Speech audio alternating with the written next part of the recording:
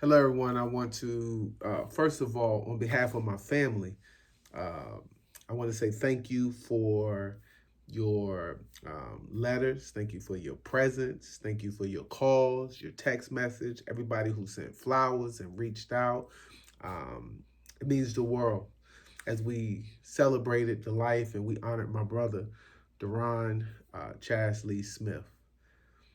Um, I speak to you not only as a big brother, but I speak to you as somebody who had the honor and the privilege of kind of raising my brother. And I kind of wrote some stuff down so that I can remember everything I want to say to you. It was a blessing, because Darron was he was loyal, he was loving, he was funny, he was strong, he was full of heart.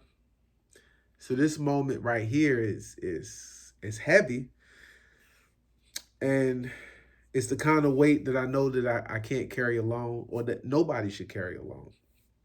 And that's why family and friends, we gather together, because I believe that grief, when it's shared, that grief can actually be softened.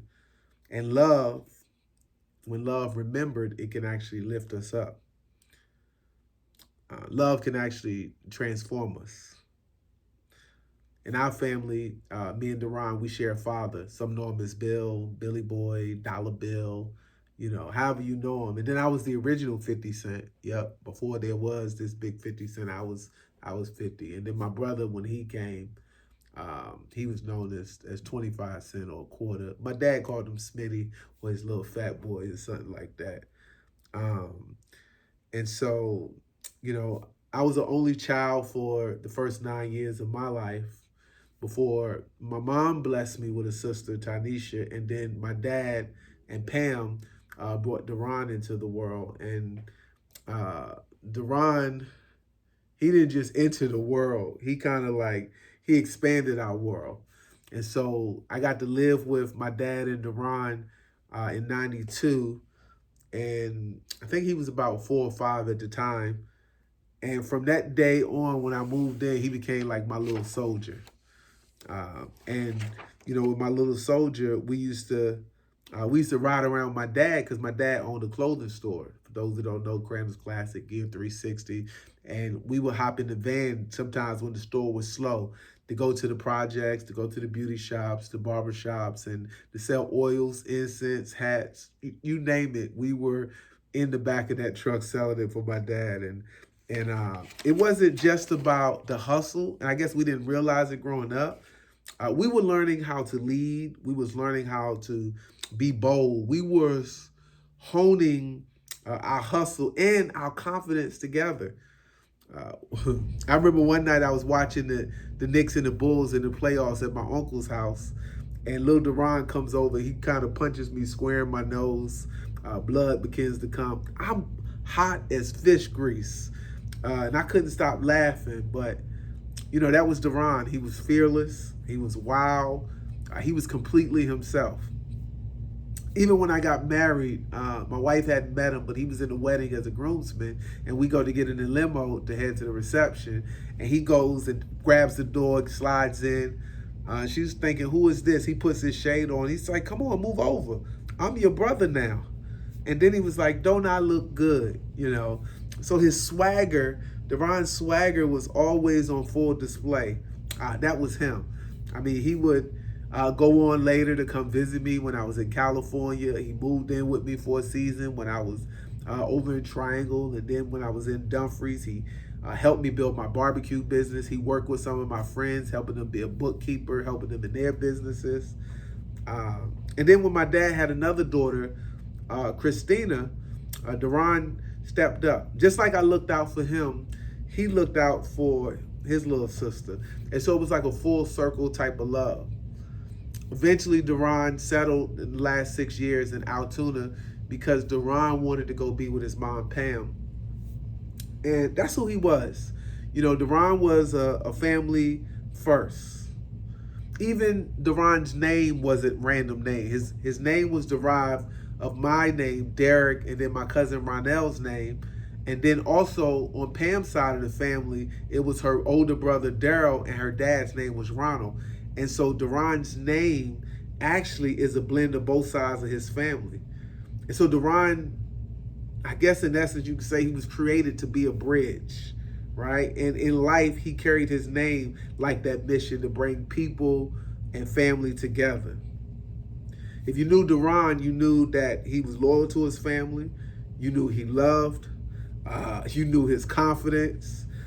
You knew he rooted hard for them daggone Cowboys, right? Now, I don't want to hear y'all in the comments, but even when I reminded him that his Cowboys weren't going to get in the Super Bowl no time soon, he stood 10 toes down with the confidence that them Cowboys was going to make it back. You know, he loved basketball. He loved old school R&B music, video games, the family reunions, the family get-togethers, the cookouts. You know, and he didn't have to be the loudest, but his presence said everything. And we face, you know, together we faced loss before. When my mom's daughter, Tynisha, his sister in kind, when she passed away, that left a hole in us. And now we face another one. This moment, this grief, it could be something more. And I'm reminded of the words of the wise King Solomon, who said in his book of Ecclesiastes, to everything in life there is a season. There's a time to every purpose under heaven.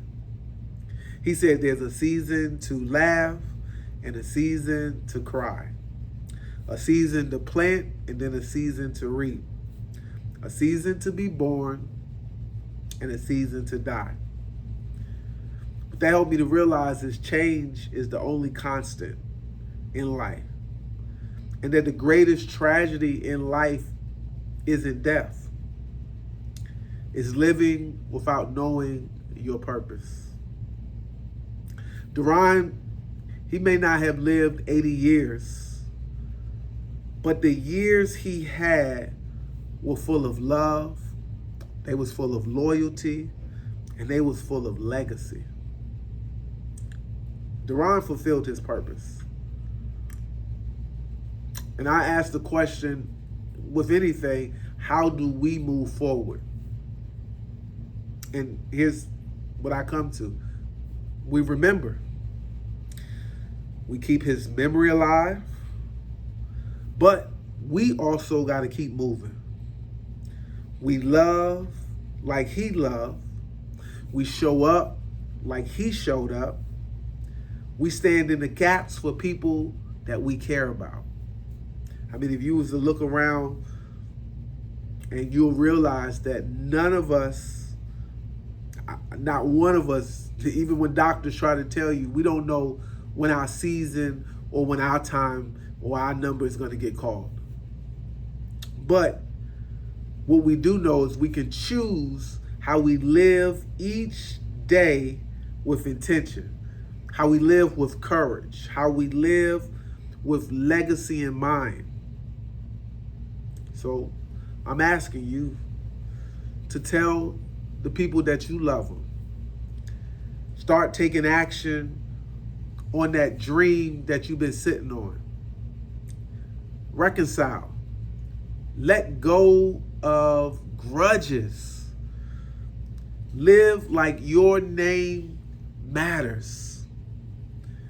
Live like your life counts and that your time counts. Because it does. Lastly, to my brother, thank you. Thank you for being my little soldier. Thank you for standing beside me. Thank you for making me laugh. Thank you for making me proud. You left your mark. You live with your heart wide open. You love without apology. And I believe you made all your family and friends better because of it. Rest easy, Darron. We love you forever. We're going to carry your name. We'll carry your story. And we'll carry each other. Thank you.